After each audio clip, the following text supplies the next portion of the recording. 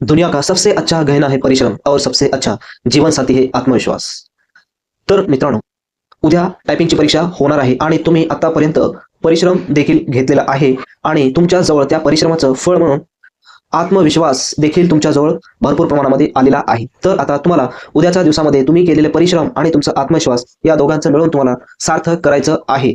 तर उद्या जी काही एक्झाम होणार आहे त्या एक्झाम संदर्भामध्ये आपण संपूर्ण माहिती या व्हिडिओमध्ये पाहणार आहोत. कशा पद्धतीनं उद्याच्या एक्झामला सामोरे जायचं आहे आणि दुसरी महत्त्वाची गोष्ट म्हणजे मित्रांनो, आपण उद्या कोणकोणत्या गोष्टी तुम्हाला परीक्षा हॉलमध्ये अवॉइड करायच्या आहेत, त्या चुका करायच्या नाहीत. कारण त्या जर चुका केल्या तर त्या परीक्षेमधून बाद केले जाते. अशा प्रकारच्या सूचना आपल्याला काही महत्त्वाच्या दिलेल्या आहेत, त्याबद्दल देखील आपण या व्हिडिओमध्ये चर्चा करणार आहोत. महत्त्वाची गोष्ट म्हणजे अशी आहे मित्रांनो, उद्या जेव्हा तुम्ही हॉलमध्ये जाणार आहात त्या हॉलमध्ये अनेक व्यक्ती त्या हॉलमध्ये असणार आहेत. अनेक व्यक्ती म्हणजे याचा अर्थ ज्या ठिकाणी ज्या जिल्ह्यामध्ये उद्या टायपिंगच्या परीक्षेची एक्झाम होणार आहे त्या जिल्ह्यानुसार जेवढे काही विद्यार्थी टायपिंगसाठी पात्र झालेले आहेत त्यांचे गट नियमानुसार बनवलेले आहेत आणि त्या गटानुसार त्यांची एक्झाम हॉलमध्ये एंट्री होणार आहे आणि परीक्षा होणार आहे.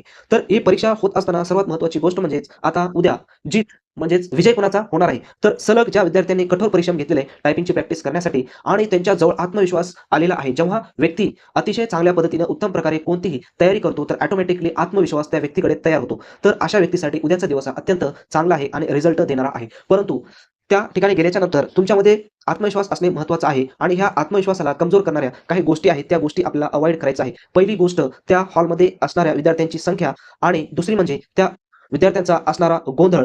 ह्या गोष्टी आपलं लक्ष विचलित करतात, यापासून आपल्याला अवॉइड करायचं आहे आणि स्वतःच्या जो काही तुम्हाला पेजेस दिलेला आहे त्याच्यावर तुम्हाला जास्तीत जास्त फोकस करायचा आहे आणि आपली कंटिन्यू टायपिंग करायची आहे. एक गोष्ट लक्षात घ्या, तिथं तुम्हाला वेळ तुमच्या स्क्रीनवर दिसणार नाही, कारण त्यांच्या ॲप्समध्ये ती एक्झाम होणार आहे, लिब्रे ॲप्स असते किंवा काही ठिकाणी वर्ड्समध्ये होणार आहे. तर त्याच्यामुळे वेळ त्यांनी सांगतील, जेव्हा तुम्हाला स्टार्ट करा म्हणतील तेव्हा स्टार्ट करायचं आणि जेव्हा तुम्हाला स्टॉप करा म्हणतील तेव्हा तुम्हाला स्टॉप करायचं. आता ह्यामध्ये गोंधळाची परिस्थिती अशी आहे की तुम्हाला पूर्ण हा मोठाच्या मोठा पॅसेज केवळ 10 मिनिटांमध्ये तुम्हाला संपवायचा आहे. तर आता मित्रांनो, कोणी वर्षभर, कोणी 6 महिने, कोणी 3 महिने व्यवस्थित टायपिंगची तयारी केलेली आहे आणि त्यांना माहित आहे की त्यांचा पॅसेज संपण्यासाठी किती वेळ लागतो. त्या पद्धतीनेच तुम्हाला टायपिंग उद्या करायची आहे. ज्या व्यक्तींची उद्या एक्झाम होणार आहे त्या व्यक्तीनं अगोदरच नियोजन करून जायचं आहे की कशा पद्धतीनं तुम्हाला तो पॅसेज टाईप करायचा आहे. तर महत्त्वाचं म्हणजेच यामध्ये एक महत्त्वाची गोष्ट म्हणजेच जो काही त्या ठिकाणी व्यक्ती असणार आहेत त्या व्यक्तीला तुम्ही दुर्लक्ष करा, तिथल्या परिस्थितीला दुर्लक्ष करा, तिथल्या आवाजाला दुर्लक्ष करा. जेवढ्या काही तुमचं लक्ष विचलित करणाऱ्या गोष्टी आहेत सर्व तुम्ही दुर्लक्षित करा. फक्त आणि फक्त केवळ तुमच्या डोक्यामध्ये एकच असलं पाहिजे की तुमचं टार्गेट 10 मिनिटांमध्ये ॲक्युरसीनं 95% ॲक्युरसीनं आपला पॅसेज हा पूर्ण करायचा आहे. हा उद्देश तुम्हाला तेवढंच ठेवायचा, बाकी डोक्यामध्ये मित्रांनो काही ठेवू नका. उद्या फक्त आणि फक्त तेवढंच टार्गेट ठेवा आणि चांगल्या पद्धतीने तुम्ही काय करा, पेपर उद्याचा द्या, स्किल टेस्ट द्या आणि कशा पद्धतीने स्किल टेस्ट झाली उद्या तुम्ही कमेंट्स, उद्या आपलं जे टेलिग्राम चॅनल आहे, WhatsApp आहे, त्यामध्ये तुम्ही मला कळवा. WhatsApp जो माझा नंबर आहे त्यामध्ये. आता महत्त्वाची गोष्ट म्हणजेच आता आपण पाहणार आहोत की त्यामध्ये कोणत्या गोष्टी तुम्हाला अवॉइड करायच्या आहेत. आता काही जिल्ह्यांच्या सूचना प्रकाशित करण्यात आलेल्या आहेत, ज्या जिल्ह्यांची एक्झाम उद्या होणार आहे त्यांची. परंतु यामध्ये 99% काही सूचना ह्या कॉमन्स आहेत, त्या सूचना आपण पाहणार आहोत. तर महत्त्वाच्या सूचना आहेत, काय आहेत पाहून घ्या आणि तुम्हाला हे फॉलो करायचं आहे. पहा, पहिली सूचना, candidate should bring valid duly verified hall ticket admit cards. जे तुम्ही 25 तारखेपर्यंत तिथं गेल्याच्या नंतर जे काही व्हेरिफाईड केलेले ॲडमिट कार्ड्स होते ते तुम्हाला तिथं घेऊन जायचं आहे. पहिली महत्त्वाची गोष्ट विसरायचं नाही. त्याच्यानंतर only the candidates with such valid admit cards will be allowed in centre examination place venue centre. ज्या ठिकाणी तुमची एक्झाम आहे त्या ठिकाणी फक्त व्हॅलिड ॲडमिट कार्ड्स अलाउड केला जाणार आहे. दुसरी महत्त्वाची गोष्ट पहा, काय म्हटलेलं आहे, ह्या सूचना अत्यंत महत्त्वाच्या, सर्व सूचनाचं तुम्हाला माहित असणं अत्यंत आवश्यक आहे. पहिली पहा, candidates should report at the examination place centre. ज्या ठिकाणी तुमची एक्झाम होणार त्या ठिकाणी शार्प द टाइम, तुम्हाला जो टाइम दिलेला आहे त्या वेळेमध्ये तुम्हाला वेळेच्या रिपोर्टिंग वेळेमध्ये तुम्हाला तिथं पोहोचवायचं आहे. प्रत्येक जिल्ह्याच्या वेबसाईटवर तुमची संपूर्ण सूचना टाकलेली आहे, तर त्या वेबसाईटला भेट देऊन तुम्ही तुमच्या सूचना आणि तुमचं रिपोर्टिंग टाइम त्या ठिकाणी पाहू शकता. तर व्यवस्थित तुम्हाला त्या वेळेवर जायचं आहे, उशीर करायचा नाही. त्याच्यानंतर जर उशीर झाला तर तुम्हाला तिथं प्रवेश दिला जाणार नाही, जास्त वेळ झाला तर. Candidates will not be allowed use the personal keyboard. महत्त्वाची गोष्ट, आता हा दुसऱ्या जिल्ह्याचा आहे तर तुम्ही अशाच प्रकारची नोटीस आपापल्या जिल्ह्यानुसार पहा. काही जिल्ह्यामध्ये कीबोर्ड अलाउड असू शकते. आता हा मुंबई सिटी सिव्हिल कोडचा असल्यामुळे इथं दिलेलं आहे कीबोर्ड्स नॉट अलाउड. मला तर वाटतं 99% कीबोर्ड्स नॉट अलाउड असेल, पण काय 1% असेल तर तुम्ही ती नोटीस पूर्णपणे पाहून घ्या आपल्या जिल्ह्याच्या वेबसाईटवर जाऊन. फॉन्ट सगळ्याला माहिती आहे, फॉन्ट काय असणार आहे, मराठी कृती 55 असणार आहे. त्याच्यानंतर पुढे पहा, candidate should not be write type his name, sign or any other words, symbol any parts of the answer sheet. Answer शीटवर तुम्हाला काही लिहायचं नाही. पुढे पहा, candidates would not be allowed to carry their bags. म्हणजे ह्या महत्त्वाच्या गोष्टी अवॉइड करायच्या आहे, तुम्हाला सोबत घेऊन जायच्या नाही. त्याच्यानंतर सगळं वाचून घ्या तुम्ही, जास्त वेळ जाईल म्हणून मी फक्त महत्त्वाच्या गोष्टी हायलाइट्स करत आहे. पुढे पहा, candidate should maintain discipline in the examination सेंटरला तुम्हाला डिसिप्लिन ठेवायचं, तिथं आगाऊपणा करायचं नाही. काय करायचं नाही पहा, should not try to damage computers, documents, furniture, fixtures and any other property of the courts government ETC. कोणत्याही प्रॉपर्टीला हानी पोहोचणार नाही, संपूर्ण लक्षात घ्यायची. उगाच बसल्या बसल्या कुठलाही हात टाकून तिथला ते PC वगैरेचं बटन दाबायचं काम करायचं नाही. काही विद्यार्थ्यांनी MPSCची एक्झाममध्ये एका विद्यार्थ्याने तसं केलं होतं पहा, तसं करायचं नाही. पुढे पहा, the examination place venue centre failing with he she will be declared disqualified. तर अशा व्यक्तीला काय केले जाईल, क्वालिफाईड केले जाईल and cost of damage will record आणि तुम्ही जे काही डॅमेज केले त्याची जे काही कॉस्ट आहे ती रेकॉर्ड केली जाईल. महत्त्वाची आहे पहा. Candidate should be strictly follow the instruction. सर्व इन्स्ट्रक्शन कॅन्डिडेट्सला काय करायचं आहे, फॉलो करायचं आहे. त्याच्यानंतर काय म्हणतो, once enter the candidates should not leave the exam. एकदा तुम्ही एंटर केलं, सर्व तुमचे जे काही गरज आहे ते अगोदरच पूर्ण करा. हॉलमध्ये जाण्याच्या अगोदर नंतर तुम्हाला परत बाहेर केलं जाणार नाही, सोडलं जाणार नाही. पहा, candidate should be arrange of their travelling schedule according the examination.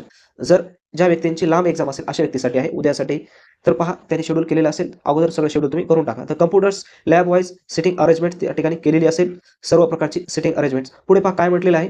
आता काय काय जिल्ह्यामध्ये 2 मिनिट्स दिलेले, काय जिल्ह्यामध्ये 3 मिनिट्स दिलेले. त्याच्यामुळे मी तुम्हाला पुन्हा पुन्हा सांगत आहे, आपल्या जिल्ह्याचं तुम्ही काय करा, अशा पद्धतीने नोटीस आली डाउनलोड करा आणि पूर्ण एकदा वाचून काढा. परंतु जे काय कॉमन्सली आहे ते मी तुम्हाला सांगणार आहे, थोडाफार बदल असू शकतो. पहा, the candidates will have 3 minutes practice time on Microsoft word.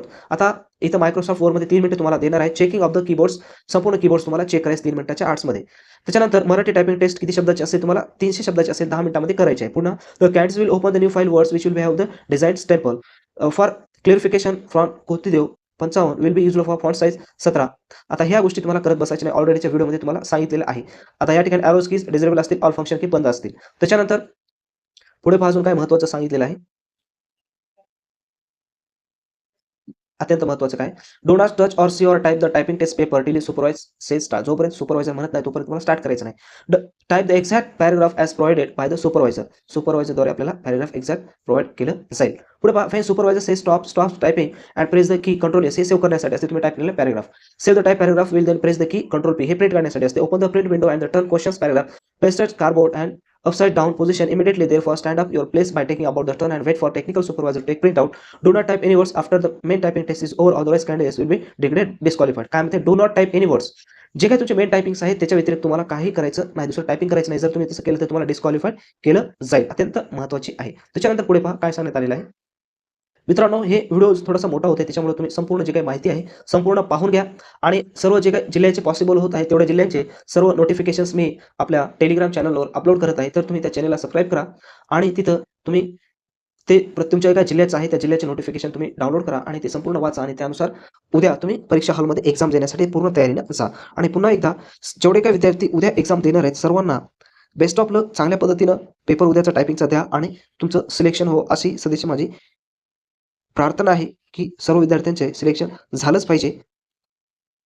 आणि दुसरी महत्त्वाची गोष्ट, ज्या विद्यार्थ्यांची अजून टायपिंग एक्झाम झाली नाही, ज्या विद्यार्थ्यांना वेळ आहे, अशा विद्यार्थ्यांसाठी आपण मराठी आणि इंग्रजीचे पॅसेज तयार केलेले आहेत. मित्रांनो, मराठीचे 70 आणि इंग्रजीचे 50 पॅसेज आहेत. व्यवस्थित पॅसेज आहेत, 300 वर्ड्स प्लस 400 वर्ड्स अशा प्रकारचे आहेत.